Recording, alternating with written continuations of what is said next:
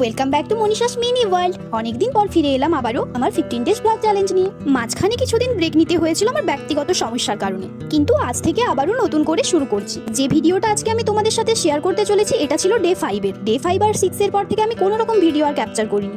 সকাল সকাল চলে এসেছিল একটা পার্সেল, কিন্তু ওটাকে আমি আর আনবক্সিং করিনি কারণ আজকে আমি একটু তাড়ায় ছিলাম। আজকে আমি মামা বাড়ি যাচ্ছি, তাই নেল পলিশ লাগিয়ে হয়ে গেলাম ঝলমলে ঝিলিক। কাল রয়েছে আমার গিটার ক্লাস, আমি ঠিক করেছি মামা বাড়ি থেকে সোজা ক্লাসে যাব, তাই এটাকে যেহেতু আর সঙ্গে নিচ্ছি না, ভাবলাম আগে থেকে একটু প্র্যাকটিসটা করে নি। চলো এবার ছটাফট ব্যাগখানা গুছিয়ে নি। এই গেল আমার গিটারের খাতা, বাজাতে পারি না কিন্তু লিখে রাখতে ভালোই পারি। তারপর গেল সানগ্লাস, এটা না নিলে তো রোদ আমাকে একদম ভাজা করে দেবে। আর হ্যাঁ, স্কিন কেয়ার, আমি যেখানেই যাই না কেন এগুলো আমার সঙ্গ ছাড়ে না। এইবার নিশ্চয়ই ভাবছো জামা কাপড় দেখাবো। না, জামা কাপড় তো আমি নিচ্ছি না, কারণ বুনু বলে দিয়েছে জামা কাপড় ও আমায় দিয়েই দেবে। ব্যাস, ব্যাগ গোছানো ডান, এবার নিজে রেডি হওয়ার পালা। তেমন কিছু না, একদম সিম্পলের মধ্যে রেডি হয়ে নিলাম। এইবার আমার শখের ঘড়িখানা পড়তে যেটুকুনি টাইম লাগে আর কি। ঘড়িটা তো একদম পারফেক্ট, কিন্তু ওর লকটা, ও মাই গড, জীবনটা তো একদম স্লো মোশন বানিয়ে দেয়। আটকাতেই পারি না আমি, ওটার জন্য আবার ভাইকে না হয় বোনকে লাগে। যাই হোক, অনেক ঘাম ঝরিয়ে কোনো রকমে ঘড়িটা আটকাতে পেরেছি। এইবার আমার ঝোলাখানা নিয়ে আমি চললাম।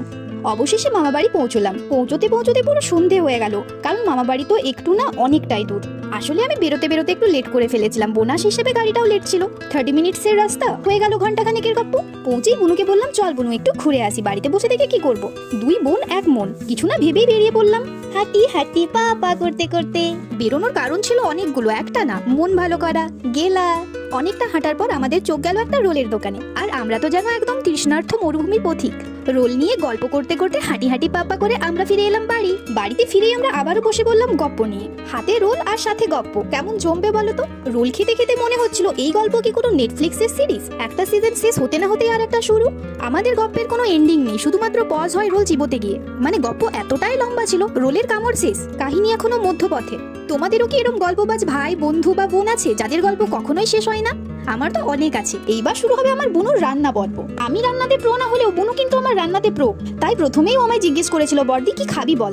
আমিও আমার পছন্দের খাবারটা বলে দিলাম যে আলু ভাজা বানাতে হলে। ব্যাস, ও ছটাপট লেগে পড়লো ওর কাজে। বেশ কয়েক বছর আগে আমিও আলু ভাজা রান্না করেছিলাম। ভেবেছিলাম আলু ভাজা ও আর এমন কি, এক চুটকিতেই হয়ে যাবে। কড়াইতে আলু ছুঁড়ে মারো, তার উপর একটু নুন হলুদ ছুঁড়ে মারো, ব্যাস হয়ে গেল।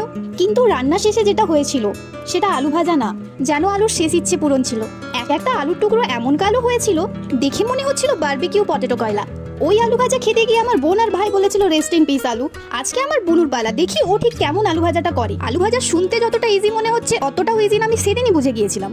আলুগুলো প্রত্যেকটা সঠিক মাপে কাটা, ঝাল নুনের ব্যালেন্স, একেবারে গোল্ডেন ব্রাউন ফ্রাই, যেন স্বর্গ থেকে নামানো আলু ভাজা। আমি প্লেটে নিয়ে বসে বসে ভাবছি আমি যে আলু ভাজাটা করেছিলাম ওটা শুধুই আলুর প্রতি একটা অন্যায় ছিল। আজকের মতো টাটা, বাই।